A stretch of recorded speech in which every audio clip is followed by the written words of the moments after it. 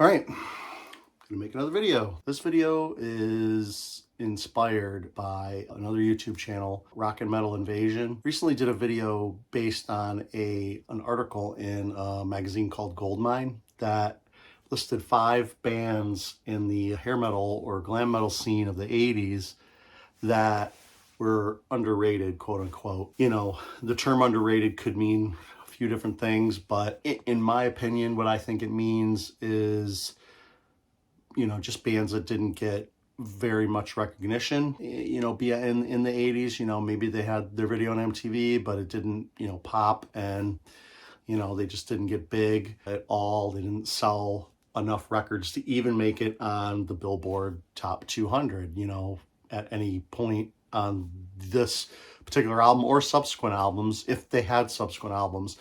The other thing is, you know, back in the 70s, record companies took a lot more chances on bands.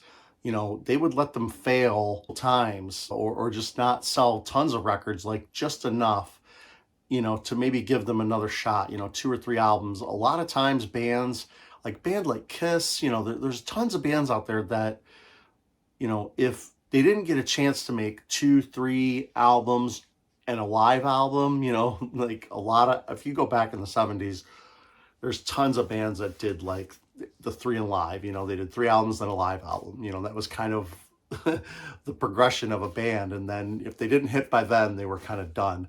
But I think in the 70s, a lot of bands got a chance to make a second and third album. You know, record companies were maybe a little bit more, you know, maybe the market was different, you know, but the record companies were a little bit more forgiving of bands that didn't sell right away, at least in some cases, you know, maybe not in every case, you know, maybe there were a certain amount of records that needed to be sold for them to get that second and third chance.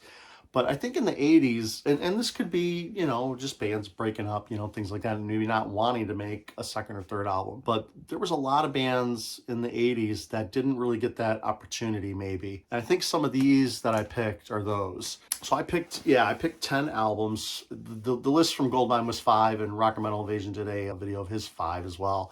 But I'm just going to do 10 real quick of just records that I have. I'm not going to show anything that I don't have. There's obviously tons of bands that, you know, would fit this category, and they're just records I don't have. Maybe I do have them and I just didn't pick them for this list. But in a lot of cases, I just don't have them. And there was a lot of records that just weren't good, you know, weren't good enough or weren't that good. And I think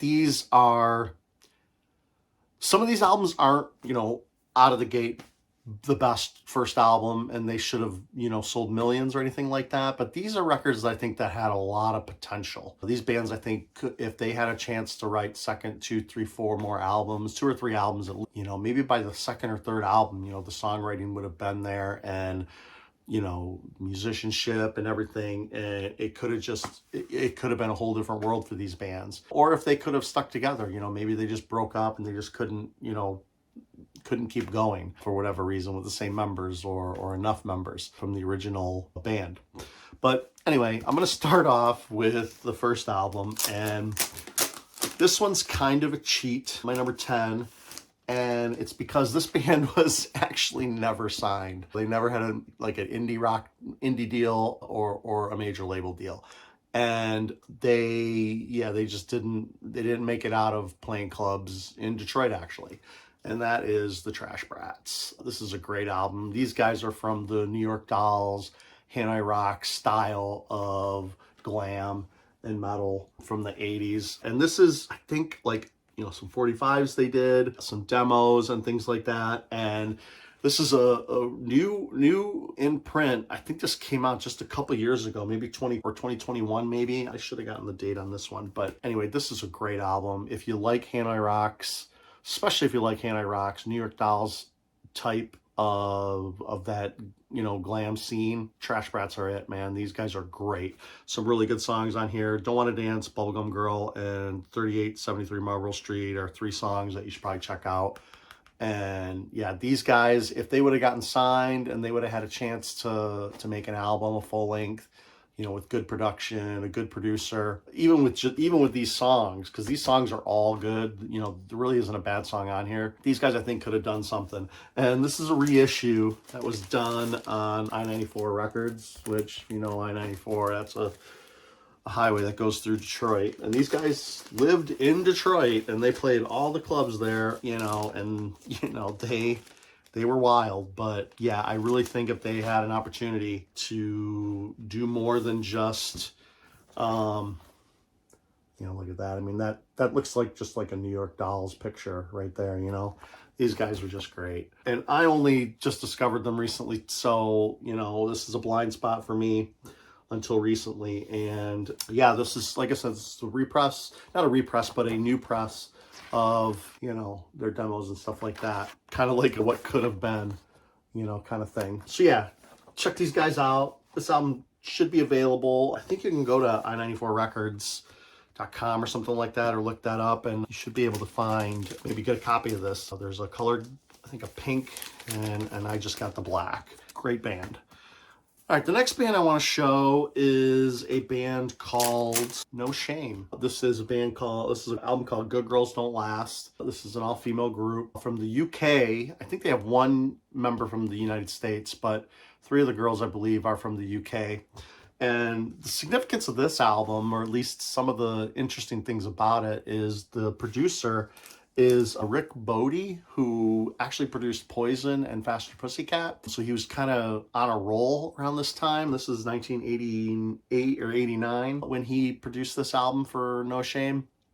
And he was hitting with those other bands. So he was trying for another third time, you know, to see if he could get another band up there. And I think, again, what I was saying earlier, I think just the songwriting on this, there's some really good songs on here, but everything is just under great or really, really good. There's some good songs on here. It just didn't make it to the level of really, really good or great.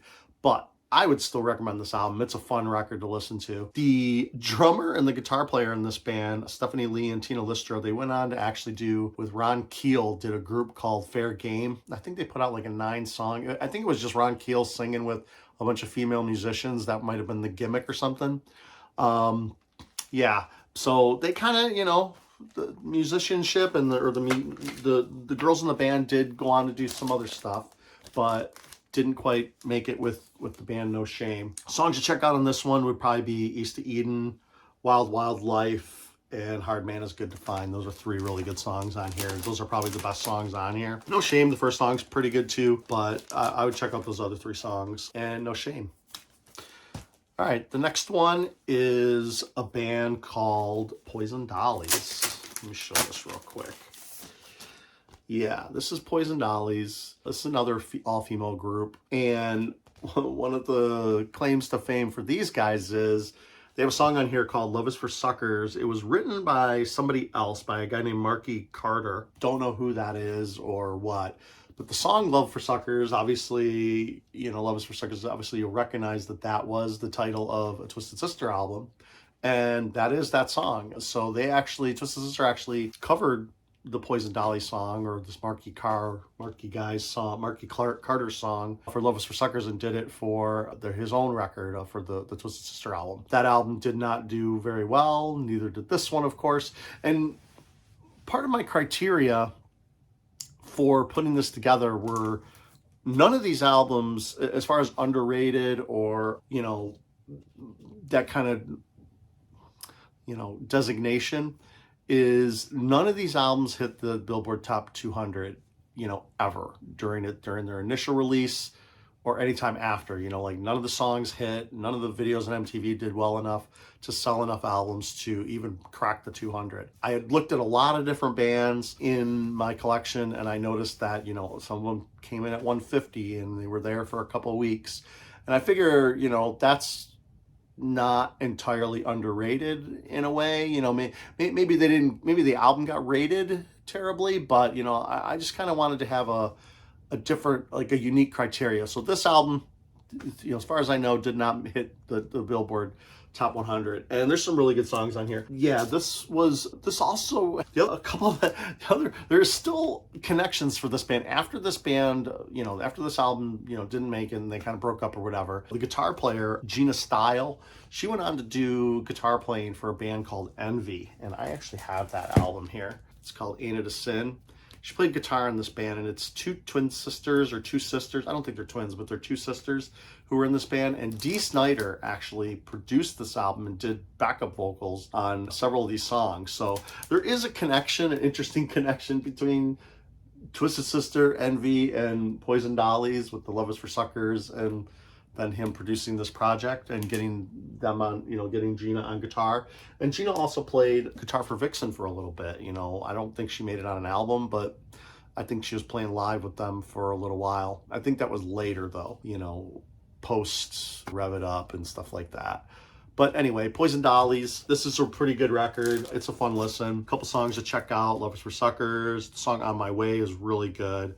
And All Night Through is also another really good one on here. This album came out in 1985 as well, so it's kind of an early one. It might be the earliest of all the albums that I have here. So I'm not gonna say they were ahead of their time or anything like that, but this is a more mid to early 80s sounding record, I would say. It doesn't have like a modern sound to it, but the songwriting is there. You can hear the potential, I think. And if these guys had went on to do another album, maybe a third album, who knows. This one I think a lot of people know about. This isn't like going to be really a surprise on my list. And this is a band, the Rock City Angels. One of the really only claim to fames for these guys is that Johnny Depp was a member of this band for a short period of time. I think before he got the part on 21 Jump Street. So that's pretty much their only claim to fame. And yeah, it's a good record. I would say it's not a great record. Like I said, the potential is there. This was a major label debut though. Geffen Records didn't crack the, Billboard 200 as far as I could tell. I couldn't find anything on the internet that indicated it did. This album is interesting too. I have the promo version, and the promo version only has 10 songs, but they recorded, there's a double album of this particular album, A Young Man's Blues, that has a lot more songs on it. I'm not sure how many more. I don't think it's another 10, but it might be a bit more songs on there. But it was a double record. It might be another 10. I actually don't know. I would maybe like to listen to that, but honestly, this album, if these are the 10 best songs that they picked to put on the single album version, yeah, I think that's part of the reason why maybe they didn't make it. I just don't think the songwriting was there yet. This was on Geffen. I really do just don't think the songwriting was there. It's kind of there. There's some really good songs on here, but all the way through, it's just not great. A couple songs I would check out: Deep Inside My Heart, Hand to Hold, and Hush Child are all really good. Those are probably the best songs on this album, in my opinion. Course, yeah, Rock City Angels. These guys got a big $1 million paycheck to sign to, they signed to Geffen. They thought they were gonna be big as Guns N' Roses, And there's all kinds of rumors about this band, about how Guns N' Roses sabotaged them and stuff like that. Didn't want the Geffen to promote them. Who knows about all that stuff? There was interviews with the band members that say that's all bullshit. So who knows? I just think, and when you listen to the album, I mean, this is not a Guns N' Roses level, Appetite for Destruction level record. It just isn't. I mean, the songs are just not there yet. But I think given the opportunity to make a second album, maybe it could have been. All right, this is an interesting band, this next one. This is a band that is kind of East meets West. There's a couple of Japanese guys in this band and a couple Americans in this band. And that is Cats in Boots. And maybe, now that I say that out loud, it could just be the name of the band that, I don't know. Honestly, songwriting and songs are obviously trump anything that would be, silly about a band, about a band's name. Unless it was really, really bad, maybe they would have to change it, but I don't know. But anyway, Cats in Boots is interesting. This is an album, Kicked and Clawed, came out in 1989. Major label debut, didn't crack the Billboard, did not sell enough albums. Could have gotten good reviews. There's not a whole lot of reviews from the period. But anyway, this band has 2 Japanese members and 2 American members. And what's interesting is the guitar player for this band, and I didn't even know this until I started doing some research for this video. This guy, the guitar player for this band, is the guitar player for a band called, as you can see, this is wild. This is a Japanese band that they do the whole like Kiss makeup and stuff. And this came out in the 80s though, like 85, 86, something like that. And this is a fantastic album. This album is called From Hell with Love. You know, fucking great.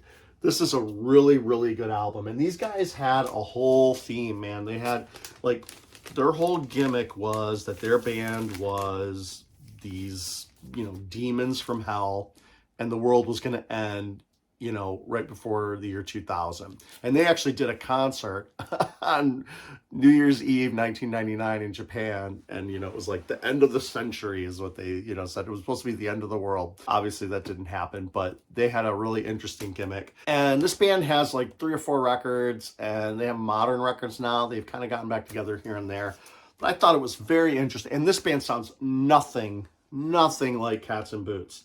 So this is more like heavy metal, you know, like not even Kiss. This is just straight up heavy metal from the mid 80s. But anyway, the guitar player in this band is from that band. His name in this one is Takahashi Jam, in quotes, Ohashi. But in Siakama, whatever, his name was Jail Ohashi. Anyway, some really good songs on here. Shotgun Sally, 9 Lives, Her Monkey is real good too. So just those first 3 songs I would check out to see if you like this. It's kind of, you know, sleaze. I would put this in the Faster Pussycat, LA Guns style, kind of more raw. You know, they're not polished. You know, they're not like a Danger or Bon Jovi or anything like that. These guys are a little bit more raw, and it's a pretty good record. Shotgun Sally, I actually remember seeing that video on MTV on Headbangers Ball a couple times at least. And I know the singer of this band, I was looking online, like he has some, you know, pinup stuff going on. You know, he was the hot lead singer basically. But Cats and Boots did nothing after this, and one and done. You know, given a chance, they could have made probably some much better music. All right, the next band is another band kind of in the same style, AC/DC-ish, LA Guns, Faster Pussycat kind of style, and that's Smash Gladys. This is A Social Intercourse. This, of course, has Kato on vocals, and she was pretty awesome. And this is, I would say this is heavily influenced by AC/DC, you know, like Bon Scott era stuff, but, you know, a little bit more modern in the 80, you know, in the 80, late 80, I think this came out 88. One of the interesting things about this album is that Ozzy Osbourne sings backup vocals on the song City of Nasties, or Cast of Nasties. And the only reference to Ozzy on this record is in the thank you notes, but it says Ozzie. So it's spelled like that, which I'm assuming is Ozzy. But yeah, I didn't know that, but now when I listen to that song, when I looked that up recently, I listened, I'm like, whoa, it's obvious that he's back there. It really sounds like him. If it's not Ozzy, it's a very good sound alike. So yeah, this is a really good record. Lots of good songs on here. Look It In Shape, 17 Going On Crazy, Play Dirty is really good. And of course, Cast of Nasties I would check out. Yeah, this album, these guys given a chance to make a couple more albums, I think they could have been big. I mean, these songs are actually pretty good, you know. So this was actually a pretty good start. You know, those 3 songs, especially 17 Going On Crazy and Play Dirty, those were really good songs on here. You know, I think this album should have been bigger than it was just by itself, not only giving them a second chance. But like I said, I looked it up. I couldn't find any information that indicated that it hit the Billboard at all. So it just did nothing. It was dead on arrival. I think they had an MTV video. I'm not sure. I kind of remember maybe seeing it because I know I knew the name of the band back then, but or maybe I had just seen it in the bins, you know, I don't know. Anyway, good record. All right, the next one that is a, you know, underrated or just band that didn't make it is Princess Pang. This is a really good record. These guys are a one and done as well. This is interesting because this is another kind of, you know, mix of countries. You know, there's some US members with Jenny Lewis, who is the lead singer, but the two guitar players. The one guitar player, actually two members, Ronnie Rose and Andy Scherman, are both from Sweden. And then you got a guy, Jay Lewis, who was in the band called Oz, O-Z, that was from Finland. At my local record store, he has a couple of those albums. I might have to listen to those and check it out, because this is a really good record. And yeah, these guys got together, and they, Jenny Lewis went to Sweden, recruited some other members of the band, brought them all back to the US, and they just busted their ass, and they were in New York, so a lot of these bands, not a lot, but some of these bands were on the East Coast, which is interesting, because when I read the book, Nothing But a Good Time, they really talk about how East Coast bands had a much harder time getting noticed, especially for the glam metal scene of the 80s, like a lot of the LA strip bands were just getting signed no matter what. And a lot of the East Coast bands like Twisted Sister, even Poison, had to move, to California, or they didn't get their record deal until they moved. And there's a few other bands. Kix was another one, that they actually had albums out that didn't, quite, hit the stratosphere or whatever, or do really, really well until Blow My Fuse. But they were a band that had been signed a while ago. And Twisted Sister is one of those bands, and there's a few others that you could if I thought about, I could think about. But yeah, this was another East Coast band. These guys actually got signed to Metal Blade, which is interesting. Metal Blade didn't sign very many of the hair metal bands, and this is kind of bluesy. I would say this is this is a little more slick than, an LA Guns or a Faster Pussycat style, that sleazy sound. It's a slightly more slick than that, but it's kind of an in-between. I would say it's a middle of the road, between, a well-produced kind of Dokken-esque, record. I wouldn't consider this Dokken at all, but the production value, because I think LA Guns just sounds really raw, and so does Faster Pussycat. They don't sound overproduced, and especially the Poison first record, even, is very underproduced. But anyway, Princess Pang is really good. Songs I would check out: Trouble in Paradise, Find My Heart at Home, and No Reason to Cry are really good songs on that album. This one, another Detroit band that these guys had two albums, but one of their albums was a self-promoted or, self-produced, self-put out in Detroit. And this was their major label debut, and that is Seduce. This is Too Much Ain't Enough. And this album, of course, if anybody watches this who knows about these guys, they were in the movie The Decline of the Western Civilization Part 2, The Metal Years. They were actually a replacement band for somebody else. I forget who else. I forget the band. If I remember it, I'll put it in the subtitles. But I think another band was supposed to be, might have been Poison. I think Poison was supposed to be part of that documentary, but they declined or whatever. And Seduce kind of took their place. I think it was, well, no, Poison were in it. I don't know what I'm talking about. I can't remember. Maybe it was Guns N' Roses or something. I don't know. I'll look it up. But anyway, Seduce ended up in that movie. But this album, even with that movie, this album did not break the Billboard. It didn't sell enough copies to ever chart. At least not that I was able to find. If it did and I'm wrong, that's fine. But I did do a little bit of research on it. I tried to figure it out, and I couldn't see anywhere where this made it in there. So underrated, undersold, didn't sell enough albums, and major label. There's some interviews with the band that talk about, how, when they signed to IRS, like there weren't a lot of metal bands on there, or at least, glam metal like this. And they kind of didn't know what to do with them. And they thought, at the time, oh, cool, we're going to be on a label that, that we're the only metal band, they're going to be like promoting the shit out of us. But yeah, they really didn't get enough promotion, I think, and maybe they didn't get enough tours and just didn't play in front of enough people. And the songs on this album are really good. There's some really good ones on here. Anytime or Place is great.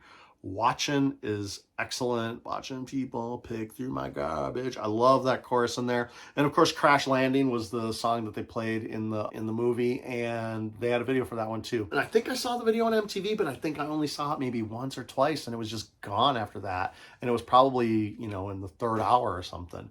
But Seduce, yeah, these guys, they should have just kept, they could have kept going, I think. You know, they have, again, this record is real raw sounding, and I like that it's raw sounding. I think they complained about the production. They really didn't like the production on this album, but I kind of like how it sounds myself. Maybe at the time, you know, they wanted a better production, but you know, listening to it now, I like the sound of this record. It sounds really, that's Seduce.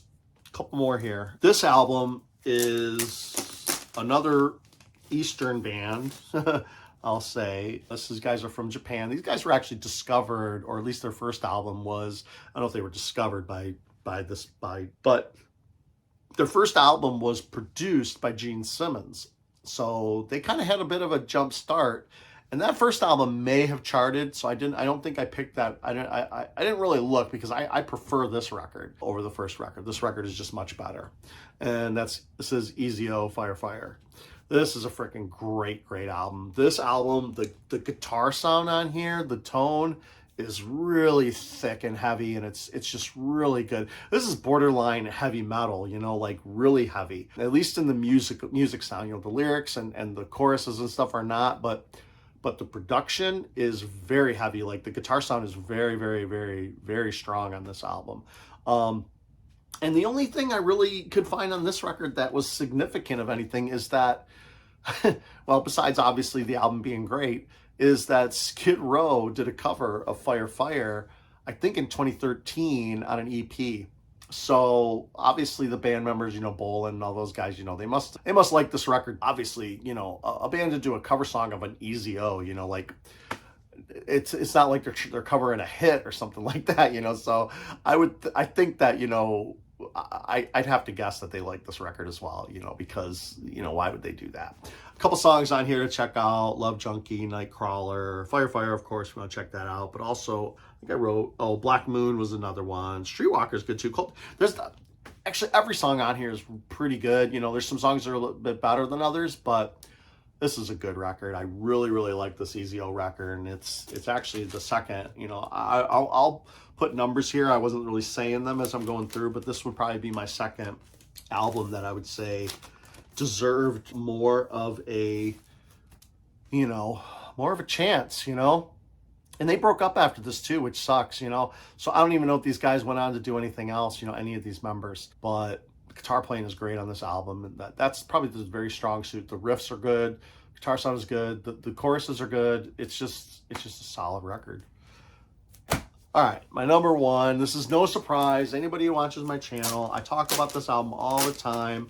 This is a holy grail record of mine, and I just listened to it again today before making this video. I listened to side one, and this album still fucking bangs. It is great, and that is Phantom Blue, Built to Perform. This is a fucking great record. I do not care what anybody says. This is one of my favorite records in my collection, especially for the glam metal scene. This came out in 1993. This album had no chance at all in that time period. And it sounds like it came from right out of 1988, 89. I mean, this should have been a fucking huge hit. There's so many good songs on here. The choruses are great. I really can't complain about this record as much as, you know, I could say some of the other albums, you know, they just don't have enough of the songwriting. And part of the reason, this is their second album. This is the second album that they did. So, you know, this is what can happen, I think, even though it didn't sell, you know, because it was 1993, and this type of style of music was just, you know, there was no chance it was going to, you know, hit the Billboard, let alone sell even probably several thousand copies. Who knows? I don't think this album sold at all. But this is what can happen, though. I mean, the songwriting on here is fantastic. And some notable things about this record: it was produced by Max Norman for On Your Bike. You know, I'm sure if, you know, anybody can go through their hair metal or glam metal records of the 80s, Max Norman is all over the place. And he produced a lot of Ozzy records, a lot of early Ozzy records, as well as, you know, some other bands. And another thing I found out about that I didn't know, I looked it up, and I was just, you know, getting even more detail on these bands on this album, is that there's a guy called Wes Arkeen, And he helped write, I don't know if he was in Guns N' Roses for a period of time or what, but he actually wrote some songs, or helped write songs on Appetite. I think he helped write It's So Easy. Maybe that was the only song that he gets credit for, but I believe he helped those guys write songs. He worked with Duff McKagan. He, you know, if you go to his Wikipedia, you see that, you know, he's worked with those guys on later albums. So now that guy just died not recently, I think 2019 or something like that. So, you know, it sucks. But he helped write a song on here called My Misery. So back in 93, you know, he's helped them write a song, which is freaking awesome. The other thing is that there's two notable guitar players on this album. John Norum from Europe, who ended up marrying Melanie, I think it was Melanie Meldrum. I want to make sure I get that right, because it's important. Michelle Meldrum. Ended up marrying her and having kids and stuff like that. And she ended up dying not too long ago from cancer. I think it was 2018, 2019, something like that. I think it was cancer. But yeah, she ended up passing away, which really sucks. But same with the guitar player for Vixen, you know, lost her not too long ago too either, which really just blows. But John Norum, you know, helped write a song or two on here with her and the band. And also Marty Friedman does some guitar work on here. He does some solos. And that's just freaking, just to prove, you know, like those guys are guitar, you know, really good guitar players. They really thought there was something here, I think, you know, maybe they were just friends, but I really think that, I don't know that they would put their name on it, you know, and, you know, play on it if they didn't think if they didn't believe in it too. So at least that's what I think, or at least what I hope, I guess. But this is just a fantastic album, 5 out of 5. There's nothing wrong with this record. Every song is great. Even the album cover is perfect. I love this album cover. I think it's so fantastic. I like the girls in the back. They're not like dressed up or nothing. They're just, you know, wearing their hard rock outfits, man. And they're just ready to play some fucking great music. So that's my 10 records that, you know, for various reasons should have been bigger, in my opinion, of course. The Goldmine article had a couple, you know, interesting picks on there, I thought. There was one pick on there, the Britney Fox, the first record of Britney Fox, but that album charted, man. And that one was in the, you know, top 200 for several weeks. So yeah, I don't think that that's very underrated or unknown or anything like that. But Phantom Blue, yeah, fuck yeah, nobody knows about this record, you know, or hardly anybody, and everybody should. This record should get a lot more praise. And I think part of it is just because it's so hard to get. I mean, this record is near impossible to get on vinyl, but it's fantastic. And yeah, that's my 10 underrated albums from the hair metal, glam metal scene of the 80s and 90s too, you know, late mid or early 90s. Bands that should have just been, you know, given the opportunity, maybe not on these albums in particular, but I feel like all of these albums have songs and moments that have potential. And I think if these were bands that came out in the 70s, early 70s, they would all have had a second and third and fourth try, you know. Even if it weren't in these bands, you know, they would have kind of went into other bands or created other bands and stuff like that, and had opportunities. Yeah, it's interesting. Maybe I'm not 100% right about that, but I do think a lot of bands got more, you know, got a chance to build on what they made before, even if they didn't sell very well. Because I think touring was more of a thing back then, you know, like bands toured like all year for years and years and years in a row. They would write all their albums on the road and record them in like weeks, and then go right back on the road and just wait for the album to come out. And then, you know, hopefully they would move from an opening band to a headlining band, you know, because of whatever they wrote on that new album. I don't know if it's just not like that anymore, you know. I mean, touring is, I think it's just a lot more expensive to do everything. And yeah, just people just don't go to shows as much. I know I don't, you know, especially when you can watch live stuff on YouTube, you know, like it just makes everything so much easier to see and hear live music from your home, kind of. And obviously it doesn't feel the same, it doesn't sound the same and all that stuff, but convenience, you know. But anyway, that's a whole other thing. That's 10 albums that are underrated. Thanks.